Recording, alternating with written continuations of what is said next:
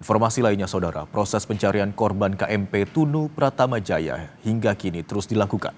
Pencarian dilakukan oleh petugas SAR gabungan tidak hanya dilakukan dengan menyisir di Selat Bali, tapi juga di pinggir pantai.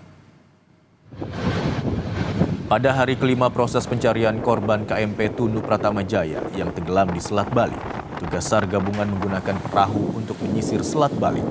Tak hanya itu, penyisiran juga dilakukan petugas, nelayan hingga masyarakat pinggir pantai pelabuhan Kabupaten Jemberana, Bali.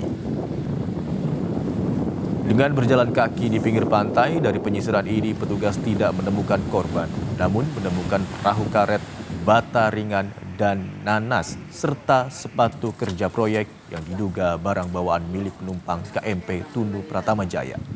Sejauh ini tercatat masih ada 29 penumpang KMP Tunu Pratama Jaya yang hilang belum ditemukan.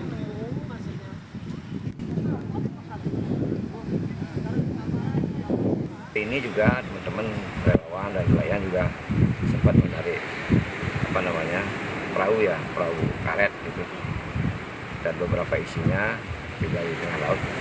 Kita sementara taruh di sini dulu, dan barang-barang yang lain juga yang kecil-kecil itu mungkin seperti pakaian gitu, ada barang bawaan gitu, sudah juga kita.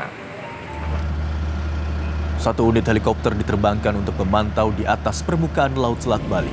Pencarian udara ini menjadi strategi penting untuk mengetahui tanda-tanda objek maupun korban yang mengapung. Selain itu, penyisiran juga dilakukan di laut yang semakin diperluas. Beberapa kapal SAR telah diterjunkan ke titik perkiraan jatuhnya kapal Tunu Pratama Jaya di Selat Bali. Pencarian laut dilakukan oleh tim gabungan yang melibatkan Basarnas, TNI Angkatan Laut, dan relawan.